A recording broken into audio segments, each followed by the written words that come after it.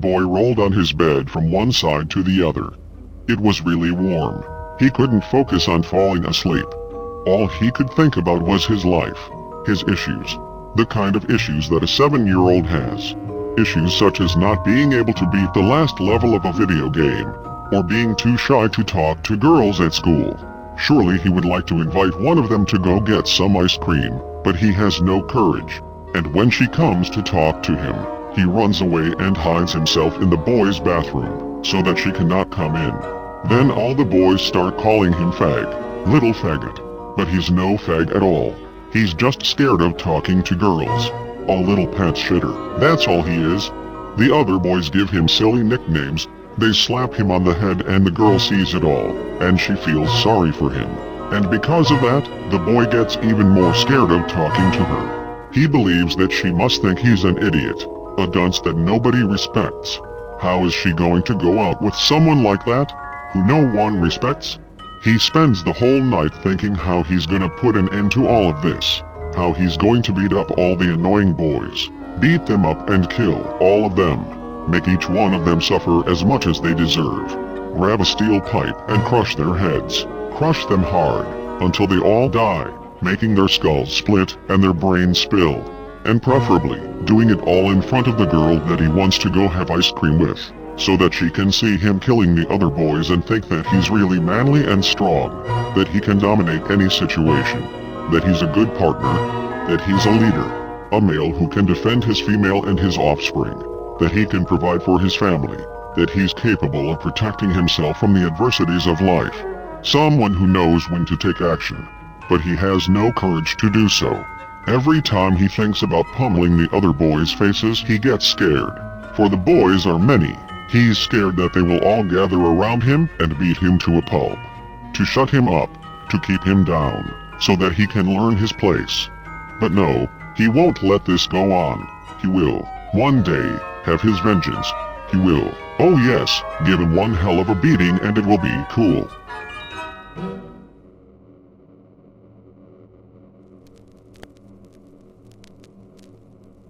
The boy's parents are locked in their room, which is right next to his own. They're up, although it's quite late, although it's past 3 a.m. Even more than that, they're very awake, not sleepy at all. They're having sex. They are fucking like animals. They're fucking and screaming a lot. At each thrust, the father screams. And every time the father lunges, the mother screams. So the father screams even louder. And the mother answers. And the father gets super horny and starts doing it really fast as he can, just like in the porn movies. He'd think about the blondes in the porn movies and bang the mother, bang her fast, so that she would scream. And when she yelled like that, he screamed. Many times, they'd make lots of noises when they were having sex. I don't understand how the boy couldn't hear it. Maybe it was the thick walls, like old buildings' walls. Even if they had started bashing the wall with a sledgehammer, no one would probably hear a thing.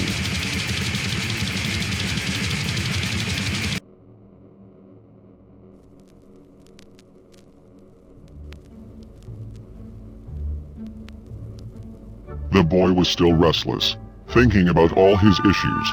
He couldn't stand the pressure anymore. His head was about to reach its breaking point. He decided to get up and start walking, just roaming, going from one side of the room to the other with his confused thoughts, thinking about the girl that he wanted to have ice cream with, and about the douchebag boys who he wanted to beat up. That's all he could think about, the problems of a 7-year-old boy, until the moment he started hearing something coming from the next room, his parents' room. It sounded like knocks on the wall. He had never heard anything like that. They were powerful knocks. He didn't know what to make of it.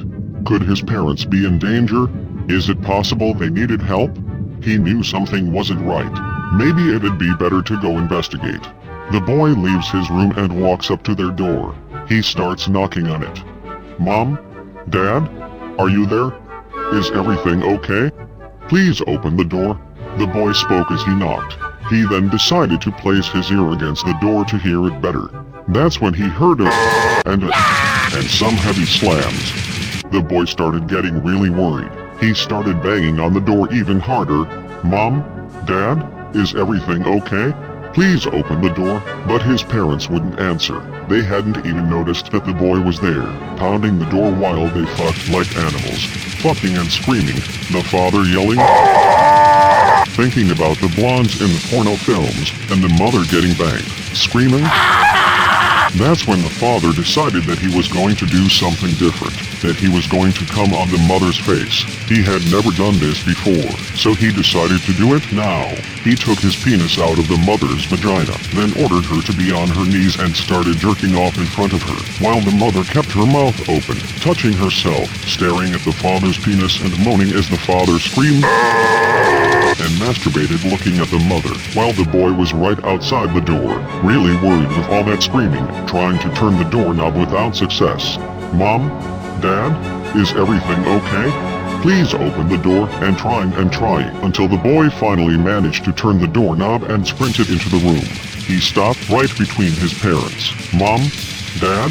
At this moment the father comes. The jizz flies on the boy's face. The father looks down and starts yelling, but this time with horror when he sees his son's face covered in sperm. The mother recognizes her boy's scream and realizes that the jizz that she should have swallowed actually went into her son's mouth. The father coming and yelling with pleasure and horror. The mother and the boy